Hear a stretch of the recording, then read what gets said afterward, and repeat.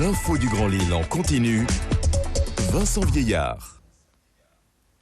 Il est 18h et vous êtes bien sur Grand Lille TV. Merci à toutes et à tous de nous avoir rejoints dans ce nouveau flash d'information qui commence comme d'habitude avec vos prévisions météo pour cette fin de jeudi 27 avril. Des nuages qui sont de retour sur la métropole cet après-midi et ce nouveau risque d'averses par intermittence qui devrait d'ailleurs se poursuivre cette nuit et demain en milieu de matinée. Au niveau des températures, il fait un peu plus de 11 degrés, ce qui est à peu près les plus belles températures de la journée. Et bien en dessous des valeurs saisonnières, tout comme demain où il fera 12 au meilleur donc de ce vendredi. On en reviendra plus en large et en longueur sur ces conditions météo. Ce sera avec Clotilde Leguévac à la fin de ce flash.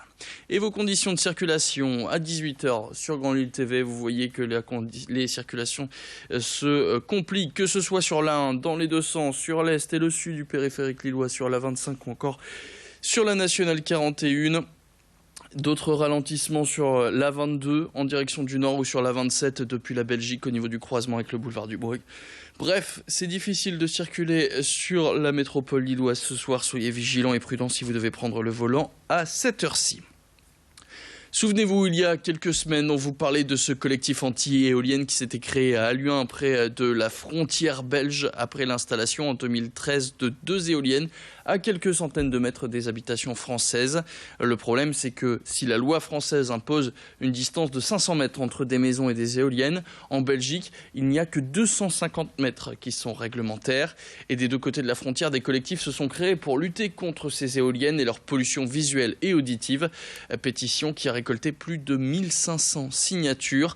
Les habitants ont aussi lancé un recours devant la Commission européenne qui a été jugé recevable, mais c'était déjà en 2014. Et le pire, c'est qu'une troisième éolienne pourrait même être construite par la société privée qui est propriétaire des deux autres.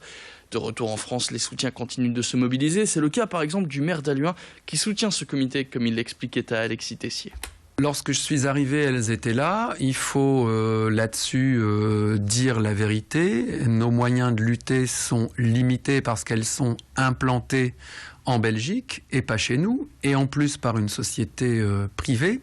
Nous avons un collectif à Halluin emmené par monsieur et madame Losfeld qui sont des riverains concernés côté français, hein, ce sont des Halluinois qui mènent une action formidable, qui ont introduit un recours devant la commission des pétitions de l'Union européenne, qui a transmis à la commission de l'environnement de l'Union européenne. Ce recours a été jugé recevable, ce qui est déjà très bien, mais déjà en 2014. Et depuis, nous attendons que la procédure avance. C'est très long. L'actualité de ce jeudi, c'est aussi la 11e édition de la Semaine européenne de la vaccination qui a lieu depuis lundi. Et cette affirmation, mieux vaut prévenir que guérir, c'est le message donné par le docteur Jean-Christophe Requillard, qui est basé à Villeneuve-d'Ascq.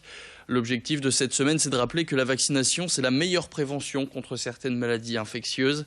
Plusieurs actions d'information vont être développées par les médecins et les associations pour répondre aux questions du public et lutter aussi contre les maladies infectieuses parfois oubliées et les idées qui s'opposent à la vaccination, notamment le scandale du vaccin de l'hépatite B qui aurait contaminé certains patients avec la sclérose en plaques. Dans ce cas, par exemple, le docteur aurait confirmé que ces deux faits n'avaient pas de rapport d'après les enquêtes qui avaient été effectuées.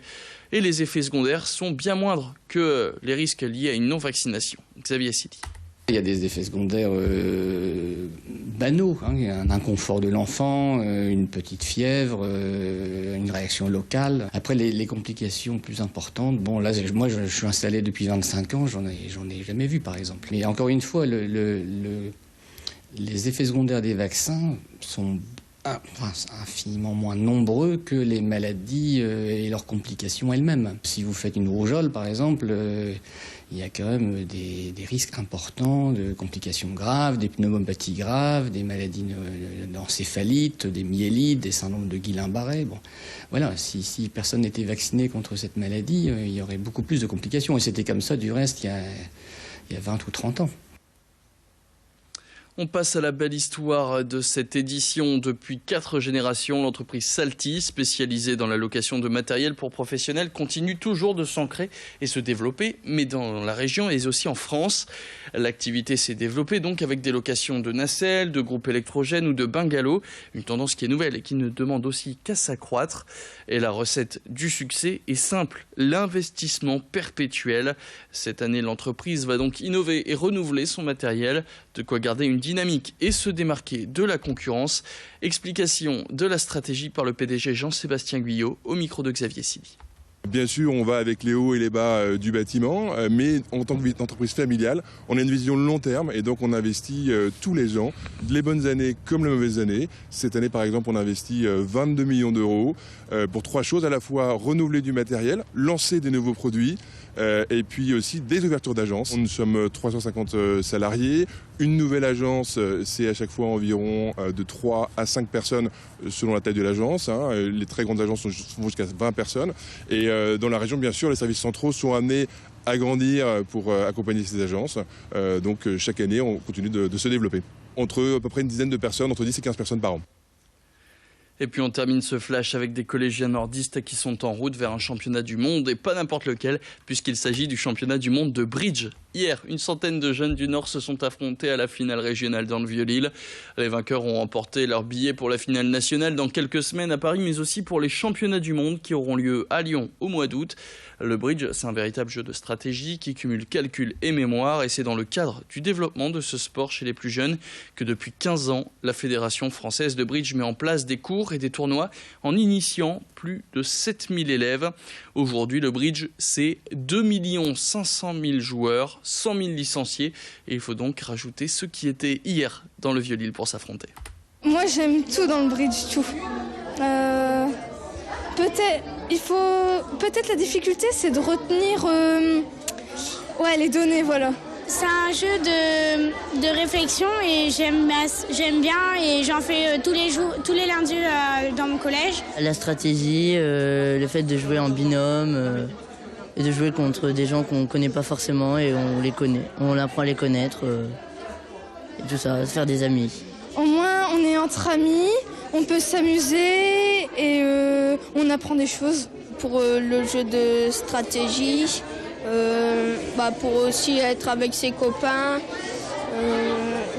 pour rencontrer des nouvelles personnes, faire des compétitions. Et c'est la fin de ce flash. Merci à tous de l'avoir suivi. Tout de suite, vous retrouvez la météo avec Clotilde Leguévac. Quant à nous, on se retrouve tout à l'heure à 18h15. Très bon début de soirée à tous sur Grand Lille TV.